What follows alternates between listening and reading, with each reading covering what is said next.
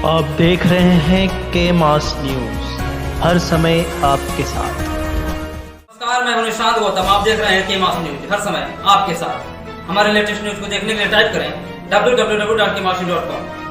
आइए देखते हैं।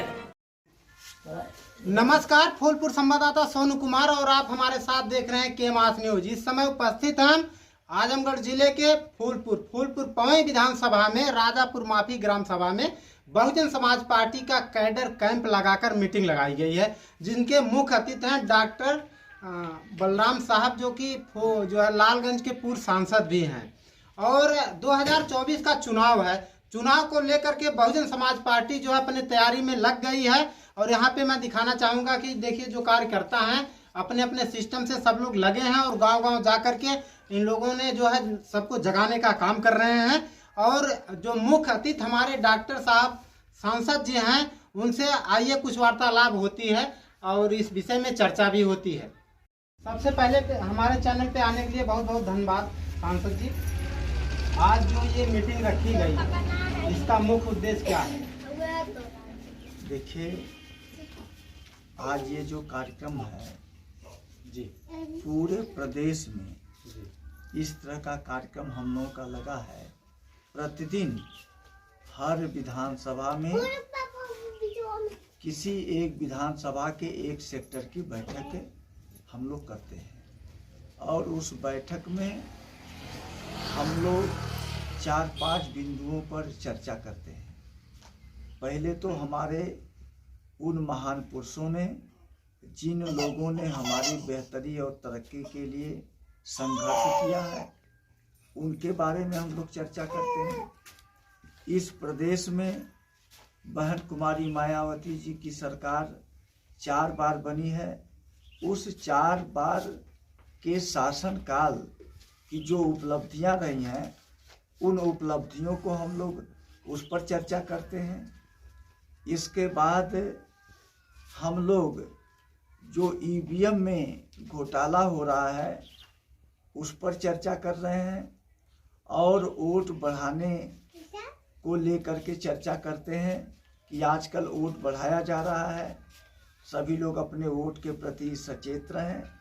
सांसद जी, हमारा एक सवाल है आपसे। पहला सवाल है कि ये जो बहुजन समाज पार्टी के द्वारा ग्राम सभा और सेक्टर में जो कैडर कैंप लगा करके जो जनता को बताया जा रहा है, क्या इससे जो है 2024 में बहुजन समाज पार्टी की मजबूती होगी कि नहीं? इस पे पहले देखिए, हम ये कहना चाह रहे हैं ना जी कि ये जो कार्यक्रम इसीलिए लगाया जा रहा है जी कि हमारे लोग बहुजन समाज पार्टी के शासनकाल की जो उपलब्धियां रही हैं उसको नहीं जानते हैं, क्योंकि हमारे पास न कोई चैनल है, न हमारे पास कोई प्रिंट मीडिया है जिससे वो खबरें जन जन तक नहीं पहुंच पाती हैं।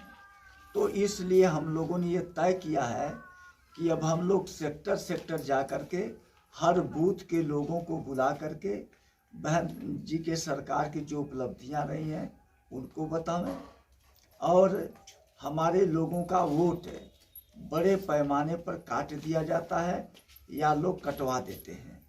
तो हम लोग सारे हर बूथ पर जो वोटर लिस्ट पुरानी है उसको पहुंचा दिए हैं। उसको देख करके जिन लोगों का नाम कट गया है उनका नाम जुड़वाएं और जो लोग 18 वर्ष की उम्र के हो गए हैं, उनका वोटर लिस्ट में नाम नहीं है, उनके वोटर लिस्ट में उनका नाम डलवाएं।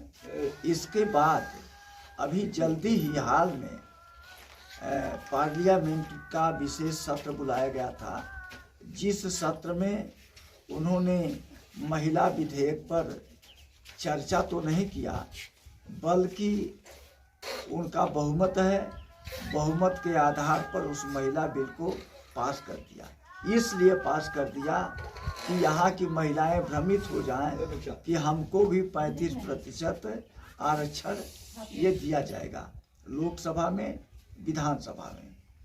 लेकिन उन्होंने शर्तें रखा है कि यह लागू तब होगा जब हम यहाँ की जनगणना करा लेंगे, और जनगणना कराने में 3-4 वर्ष लग जाते हैं।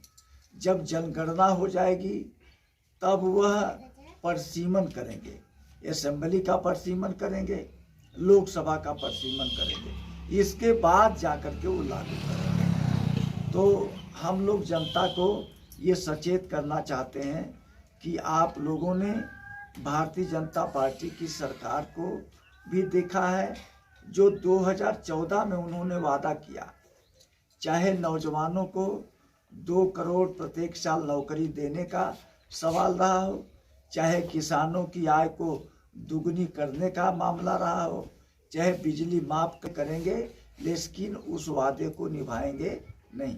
सांसद जी, हमारा दूसरा सवाल है कि जब बहुमत की सरकार थी बहुजन समाज पार्टी की, तो ये जितने नवयुवक बच्चे हैं और जो पढ़ने वाले लड़के हैं, इनके लिए बहन जी ने क्या किया? देखिए, जो पढ़ने वाले बच्चे हैं जी, उसके लिए माननीय बहन कुमारी मायावती जी ने कहा कि जो हमारे होनहार प्रतिभावान छात्र हैं, जो गरीब हैं, जिनको सरकार पढ़ाई लिखाई के लिए छात्रवृत्ति देती है, लेकिन महंगाई के हिसाब से ये छात्रवृत्ति कम है, बहन जी ने उसको दुगना कर दिया। इसी के साथ साथ जो हमारे बेरोजगार लोग हैं, बहन कुमारी मायावती जी ने अपने शासनकाल में बैकलॉग की नौकरियां निकाला, स्पेशल अभियान चलाया और 25.5 लाख लोगों को रोजगार दे करके अनुसूचित जाति जनजाति और पिछड़ी जाति का जो आरक्षण कोटा था, उत्तर प्रदेश की राज्य सरकार की नौकरियों में 100% उन्होंने पूरा किया। इसके अलावा बहन कुमारी मायावती जी ने इस प्रदेश में 1,08,848 ये राजस्व गांव हैं। बहन कुमारी मायावती जी ने हर राजस्व गांव में कहा कि ये जो कम पढ़े लिखे लोग हैं, ये कैसे आर्थिक रूप से मजबूत होंगे। तो उन्होंने एक सफाई कर्मी की वैकेंसी निकाला और जितने राजस्व गांव हैं, जो मैंने बताया 1,08,848 गांव हैं, इन गांव में हर राजस्व गांव में एक सफाई कर्मी की नियुक्ति किया और उसको राज्य सरकार का दर्जा दिया। सांसद जी, जो 2024 में बहुजन समाज पार्टी जो है, किस बेस पे चुनाव लड़ेगी? देखिए, हम लोग अभी अपने लोगों को ये जागरूक कर रहे हैं कि आप अपने वोट की कीमत को समझिए, सत्ता के महत्व को समझिए, और जिस दिन ये दबा कुचला समाज, चाहे अनुसूचित जाति जनजाति के लोग हों, चाहे वो पिछड़े समाज के लोग हों, चाहे वो अकलियत समाज के लोग हैं, अगर ये लोग एकजुट होकर के आपस में भाईचारा बना लेंगे तो कोई ऐसी ताकत नहीं है जो बहुजन समाज पार्टी को जीतने से रोक सके। मैं उदाहरण के तौर पे ये कहना चाहता हूँ कि इस प्रदेश में हमारी 4 बार सरकार बनी है, 3 बार अल्पमत की बनी। पहली बार हमारी सरकार जब बनी तब हमारे 67 विधायक थे। उस समय विधायक उनके होते थे जिनके 225 मेंबर होते थे, लेकिन 67 पे ही हम लोग सरकार बना लिए। सर, मेरा आखिरी सवाल है कि जितनी भी पार्टियां हैं, सब लोग गठबंधन करके पार्टी और जो है पार्टी को मजबूत करने में लगे हैं, तो बहन जी क्यों जो है गठबंधन में नहीं जाते हैं, क्या कारण? देखिए, आज जो गठबंधन हो रहा है, इनके अलग अलग विचार हैं और कहीं भी किसी भी तरह का इन लोगों के अंदर एका नहीं है।